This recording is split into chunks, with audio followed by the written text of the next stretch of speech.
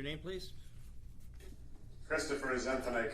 The court will call People versus Christopher Robert Zemfenig, case number 193506. Raise your right hand, please, Detective. Do you solemnly swear or affirm the testimony you're about to give in this matter is the truth, the whole truth, and nothing but the truth, so help you God? Yes, I do. Your name for the record, please. Detective John Gaske, warrant, please. Detective, please relate to the court the contents of the complaint. Your Honor, this is a co-defendant case, so the swear-to will apply to the other defendants, Christopher Twarski and Nathan Domagowski as well. All right, then we'll also call People versus Christopher James Twarski, case number 193504, and People versus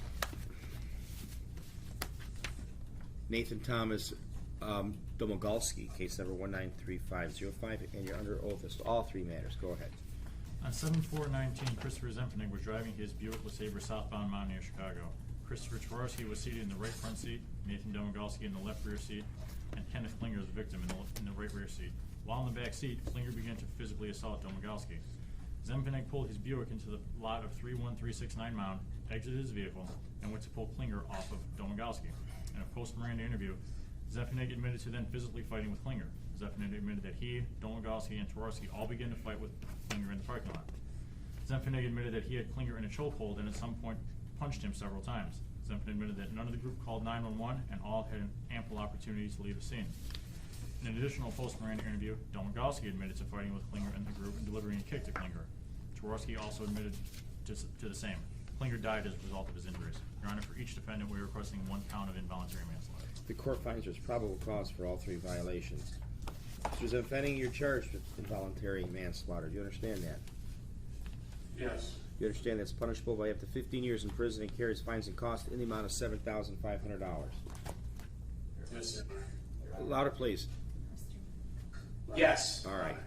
And you have the right to the assistance of an attorney at all proceedings. Your Honor, Robert Lang is appearing on behalf, and I would waive the formal reading and stand Mr. Zemfenig mute. All right, very good. You have the right to trial, including a trial by jury when required by law. If you cannot afford to hire an attorney, and conviction of the charged offense could result in incarceration. The court will appoint an attorney to represent you.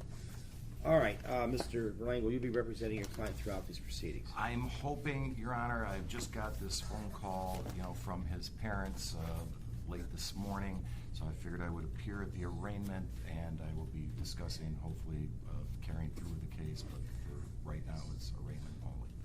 Well, all right. Let me ask you this then, Mr. Zemfenig. Do you want a court-appointed attorney? Should I appoint you one now or not? What should I do?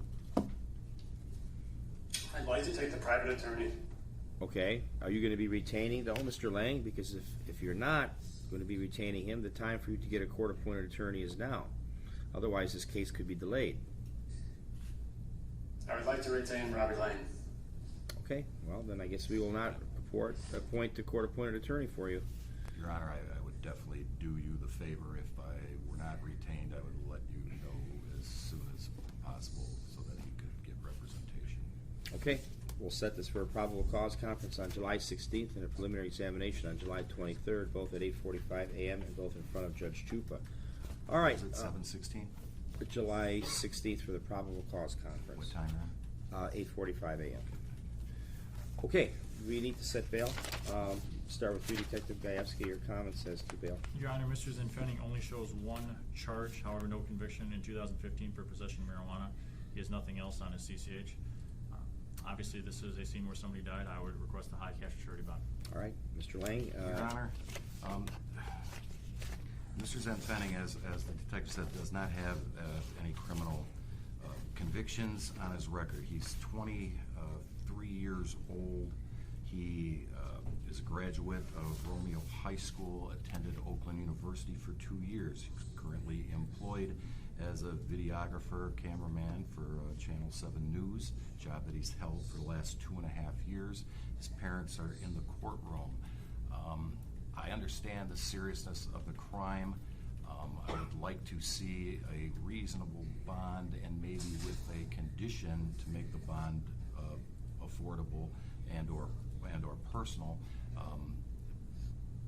My client would live with his parents. If you put him on like a GPS tether, have him under house arrest, they'll just allow him to continue working, appear at court, maybe a doctor visit, attorney visit, and that would be about it. So you would know where he's at all times, so he wouldn't necessarily be a danger to the public. He's never done anything like this or been involved in anything like this his entire life. It seems like it's very out of character in just the time that I've met and talked with his parents and himself, and I would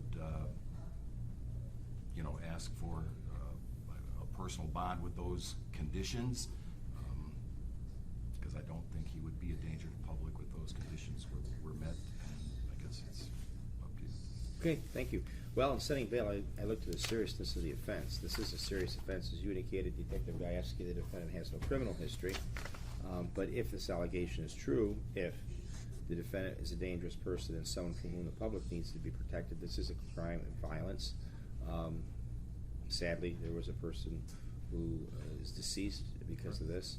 And if I may say something, and obviously I'm working in the dark a little bit because I don't have access to the information that the prosecution has, but from my understanding that there was some kind of mitigating circumstances concerning this case, my understanding that the deceased, physically was violent and attacked one, if not a couple of the individuals who are charged, and that at least at first were defending themselves from harm, and what happened from there, I guess, remains a guess to me, but it wasn't some pre-thought out plan, predisposed to any kind of violence, so I would think that would help you in making this decision. Okay. I'm not sure what the risk of flight is in something like this. It's very hard to determine, but the defendant is charged with a 15-year felony. Sir, you live in Warren, correct? Yes. Do you have a job? Yes. Oh, with Channel 7. Yeah. You do. Okay. And he's renting a house in Warren. He's lived in the state of Michigan his entire life, but his parents would talk to them about the possibility of him going back and living with them, and they definitely would like to keep an eye on him during the pendency of these proceedings. As far as I know, the defendant has no drug problem or anything like that that might keep him from coming to court. I have no idea what the likelihood of conviction is for something like this. All of those factors being considered by the court. Bail is set in the amount of $50,000, cash or surety only. Your Honor, would there be a possibility of my clients posting 10% in this matter? No, I want a surety on this. It'll be Okay. cash or surety only. And you should be all set in this case. Thank you, Mr. Lane. All right, thank you, Your Honor. You're welcome.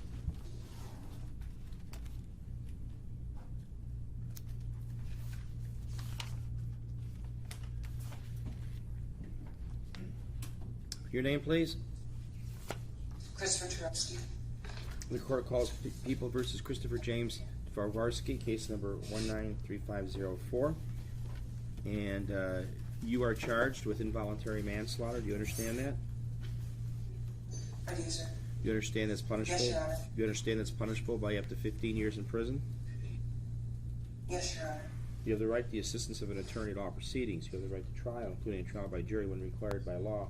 If you cannot afford to hire an attorney, conviction of the charged offense could result in incarceration. The court will appoint an attorney to represent you.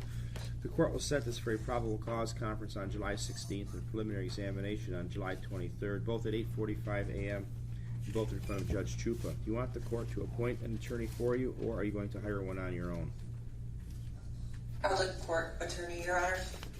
The court will refer this matter to the Judicial Aid Office of the Macomb County Circuit Court, who will be in charge of processing the paperwork to appoint an attorney to represent you. Detective Gajewski has to bail. Your comments, please. Your Honor, Mr. Jaworski has a dismissed HIDA conviction for disorderly person out of Hazel Park District Court in 2017. Other than that, he has no CCH. I do know that he's not working. He's unemployed per my interview with him today. I would request a high cash or surety bond, again, given the nature of a scene where somebody died. Very good. In setting bail, I looked at the seriousness of this offense. This is a serious offense. It's a 15-year felony. You have no real criminal history to speak of. In this case, if this allegation is true, however, you are a dangerous person and someone from whom the public needs to be protected. Risk of flight is always at least somewhat of an issue. It's got to be. And when someone is charged with a 15-year felony, and when someone is charged with a violent crime where someone died. You live in Warren, correct? No, sir. I live in Hazel Park. Hazel Park, and you're unemployed, correct? Yes, Your Honor. All right. Currently, yes, Your Honor. As far as I know, you don't have a drug problem that would prevent you from coming to court, that I don't really have any idea what the likelihood of conviction is. But because you are unemployed and don't have the support, perhaps, that other co-defendants might have, bail is $75,000, cash or surety only. Your attorney will contact you prior to your next court date.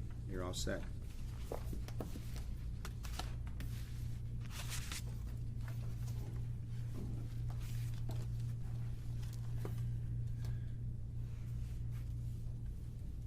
Then the court calls People versus Nathan Thomas Domagalski, case number 193505.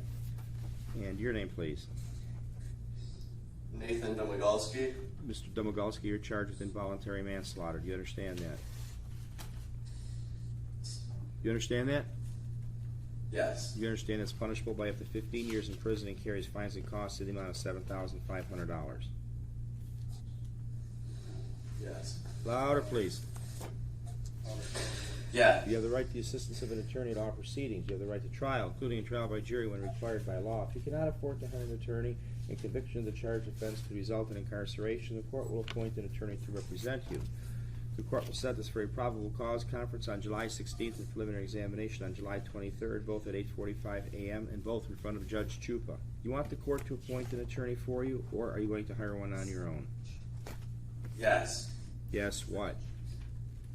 I would like to have a court-appointed attorney. The court will refer your matter to the Judicial Aid Office of the Macomb County Circuit Court, who will be in charge of processing the paperwork to appoint an attorney to represent you. Detective Gajewski is to bail your comments. Your Honor, Mr. Domagalski has no CCH. This is his first entry. I do believe he is unemployed at the time. I would again request a high cash surety bond based on the reasons stated before. In setting bail, I look to the seriousness of this offense. This is a serious offense. As Detective Gajewski indicated, Mr. Domagalski, you have no criminal history. But if, I stress if, this allegation is true, you are a dangerous person and someone from whom the public needs to be protected. This is an allegation that you committed a crime of violence where someone died. I think given that, risk of flight is at least somewhat of an issue. Again, you're facing a 15-year felony. As far as I know, you don't have a drug problem that would prevent you from coming to court. You live in Warren? Yes. You're unemployed, correct? No, I have a job. Okay. Doing what? I work with adults with special needs. All right. I don't know what the likelihood of conviction is. Based upon those factors, bail is $75,000, cash or surety only. Your attorney will contact you prior to your next court date, and you're all set. Detective, thank you. You have a good day. See that,